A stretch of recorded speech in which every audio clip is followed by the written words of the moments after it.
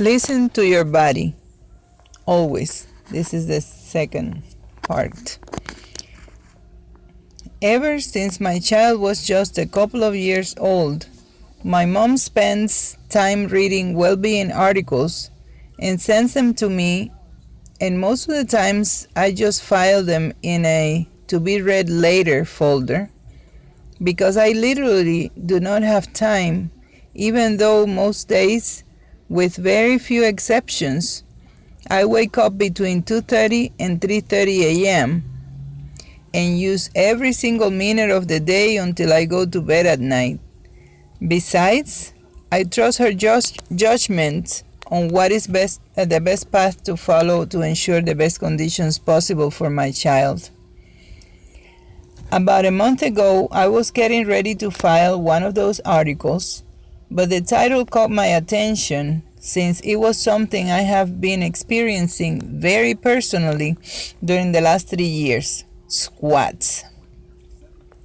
And I really did not have time to read it, but I couldn't just file it because I wanted to at least see if the perspective of the article agrees with what I have been feeling about squats all these years.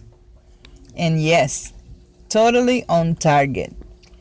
So then, with great relief, I put it away and I reopened it a couple of days ago to use it for the post, The Beauty of Squats. As I have mentioned in previous posts and described in the book Energies in My Body, The Greatest Blessings of My Life, I lived in obesity during 12 years of my life until those processes I described in that book started to happen to me. And as soon as all of that began back in January of 2013, I quickly began to lose weight, lost half of it during the first month, and the other half in the following 5 months. Anyways, during the last year of that obesity, I started to feel that my knees were not responding as they used to. And I was suffering pain and some other types of discomfort in them, but nothing like what I started to suffer right after I lost all that weight. Such intense pain and total inability to pretty much bend them, even just a little. They felt so stiff and strange. A very scary situation.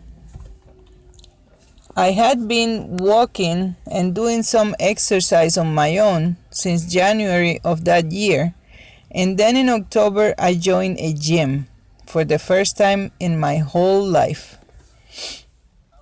I honestly have to say that it has been the most painful experience of my life. I would say that the terrible pain lasted in a very constant manner during the first year and a half. And after that, it has started to gradually fade. As I have also described in previous posts, as well as in the book mentioned above, I used to wake up crying pretty much every single night during all that time, from the intense pain in my knees after doing exercise. My close family and most people that would talk to me about it during that time used to constantly tell me that I needed to stop doing all those exercises, at least doing so much of it. Maybe just do it a couple of times a week, maybe just 1 hour each time, maybe do another type of exercise, etc., etc. But when I joined the gym, I was already in the 10th month of that process happening to me. And for the first time ever, I started to have what they call self-esteem and self-love and self-worthiness. And for the first time ever, I became in total tune with my body. So even though I wanted to follow everyone's advice and opinions, as I had always tried to do, this time I just couldn't. So yes, it was very painful.